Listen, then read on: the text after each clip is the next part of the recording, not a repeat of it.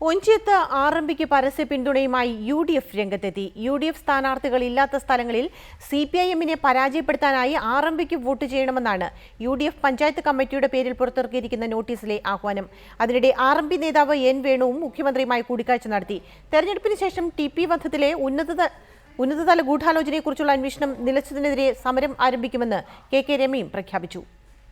UDF സ്ഥാനാർത്ഥികളില്ലാത്ത വാർഡുകളിലും ബ്ലോക്കുകളിലും ജില്ലാ panchayat ഡിവിഷനുകളും ആർഎംപിക്ക് vote ചെയ്യാനാണ് UDF ഒഞ്ചിയം പഞ്ചായത്ത് കമ്മിറ്റിയുടെ പേരിൽ പ്രചരിക്കുന്ന നോട്ടീസിലെ ആഹ്വാനം.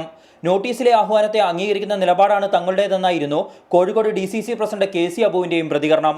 പിന്നാലെ ആര് വോട്ട് തന്നാലും സ്വീകരിക്കുമെന്ന് വ്യക്തമാക്കിയ ആർഎംപി നേതാവ് N വേണു UDF ആർഎംപി കൂട്ടുകെട്ടുണ്ടെന്ന പ്രചരണം പരാജയ ഭീതി കൊണ്ട CPIM നടത്തുന്നതാണെന്നും കുറ്റപ്പെടുത്തി.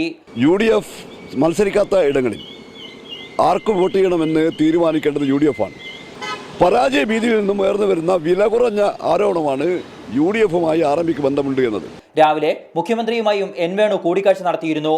എന്നാൽ TP വധ ഗൂഢാലോചനയെക്കുറിച്ചുള്ള ഉന്നതതല അന്വേഷണം നിലച്ചതുമായി ബന്ധപ്പെട്ട നിവേദനം നൽകാനാണ് വേണു മുഖ്യമന്ത്രിയെ കണ്ടതെന്ന വിശദീകരണവുമായി KK രമ രംഗത്തെത്തി.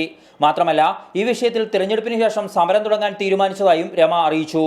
ആ അന്വേഷണം പോലും പൂർണ്ണമായും അട്ടിമറിച്ചും പൂർണ്ണമായിട്ടും മരവിപ്പിച്ച ഒരവസ്ഥയാണുള്ളത്. ഒരു ഇഞ്ച് പോലും ആ അന്വേഷണം മുന്നോട്ട് കൊണ്ടുപോകാൻ വേണ്ടി കഴിഞ്ഞിട്ടില്ല. അതുകൊണ്ട് തന്നെ ഇതിനെതിരായ ശക്തമായ പ്രതിഷേധമാണ് ഞങ്ങളുടെ ഭാഗത്ത്. നിവേദനം നൽകാനാണ് വേണു എത്തിയതെന്നായിരുന്നു മുഖ്യമന്ത്രിയുടെയും വിശദീകരണം. ഏതായാലും ആർഎംപി കോൺഗ്രസ് ധാരണയെന്ന CPM പ്രചരണത്തെ ശരിവെക്കുന്ന നോട്ടീസ് വിവാദമായതോടെ എല്ലാം CPM-ന്റെ രാഷ്ട്രീയ കുതന്ത്രമാണെന്ന നിലപാടിലാണ് ആർഎംപിക്കൊപ്പം കോൺഗ്രസ് പ്രാദേശിക നേതൃത്വവും. റിപ്പോർട്ടർ, കോഴിക്കോട്.